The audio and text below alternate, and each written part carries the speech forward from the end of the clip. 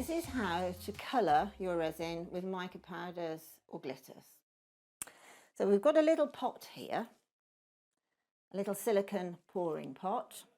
So I'm going to use that because I can't do the resin straight from the bottle. So I'm going to pop the resin into my little pouring pot. I'm going to put in probably around about 3 or 4 mil depth. Okay, pop my lid back on the bottle. I'm going to take this gorgeous mica powder here, which is a bright tangerine. Now, using my lollipop stick, I'm just going to err on the side of caution and put the tiniest little bit into the resin. Obviously, you can add more to darken it, but you certainly can't take it out to lighten it. So it's best to err on the side of caution and just put that little bit in to start with. Now, what I'm going to do now is mix that mica powder in. Do it slowly in order to stop any bubbles forming. You will get some bubbles. That's just part of the course because you're adding air every time you're moving the stick around. When you're putting anything into the resin, little particles of air will pop up.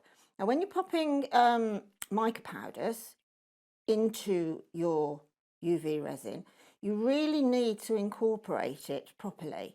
So I'm doing sort of a centre stir, and then I'm moving my lollipop stick out to the sides to bring in any mica powder that is sticking to the sides of the pouring dish, because on a pour I could easily pick that up and I wouldn't have this gorgeous translucent shimmer that mica powder gets you.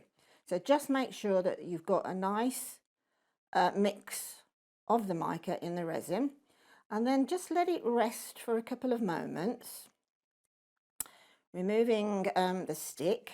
And then if you spot any little bubbles at this stage, then just pop them with your cocktail stick. And the best way to do it is to drag the bubbles to the side, because when the bubbles meet the friction of the edge of your pouring cup, they'll pop. So we're ready to go now. All you need to do now is to pour very slowly, again, in order to restrict the amount of bubbles that you're going to get.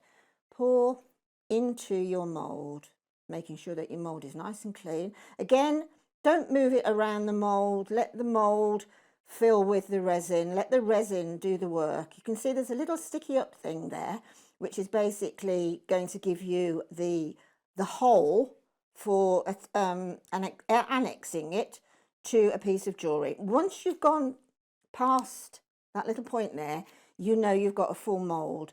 You can then continue to add height to it by pouring your excess and then moving your little dish away. Again, using the cocktail stick, go around these edges here just to eradicate the bubbles and to make sure that the surface tension of the resin is clinging to the side of the mould. Give it a little swirl again. Mica powder is magnificent product. It gives you all sorts of gorgeous, gorgeous imagery. Right, now I'm going to pop that under the lamp. Now, when you're using mica powders in particular, because they're relatively dense within the resin when you've mixed it, you need a little longer cure on it, okay? So I'm going to pop it under my lamp now for, I'm going to put the 99-second light on, and I've got lights coming all the way around. You can see the lights there on the side of the lamp. They're also over the top of the lamp as well, so all sides are covered by the UV light. Right, I'm just going to test again with my cocktail stick. Just pop that on the resin. That seems quite firm. I'll just take it out and have a little look at it. Now, because I've used the mica powder in it, and as I said before, it can be a little bit dense. What I'm going to do now is, I know it's got a tight fit in the mould, but all I'm going to do is I'm going to just flip it over the mould and I'm going to pop it back under that lamp just for 30 seconds. And that will just make sure that hopefully we have a cure all the way through that depth of resin. Right, so all I'm going to do now is, because mica powder is quite dense within the resin, I'm going to flip the mould over, because I know that won't fall out. And I'm just going to pop it back under the lamp for around 30 seconds, because then the UV lamp will penetrate the mould and it will make sure that the cure has gone all the way through the resin, and the bottom part of the resin is also cured as well as the top.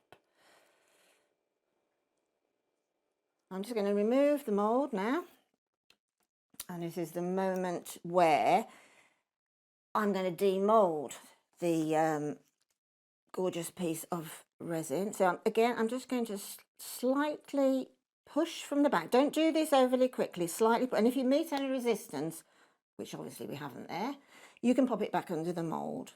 So that is quite a depth of resin there to cure. So that's cured in basically 99 plus 120 seconds. That's cured.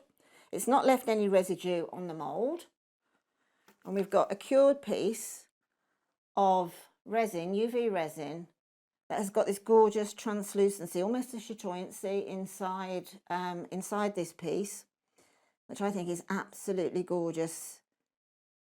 So in just under 1 minute 30 seconds, we have this piece of beautiful UV resin jewellery. So that is how you mix mica powders and glitters into your UV resin to achieve a piece like this.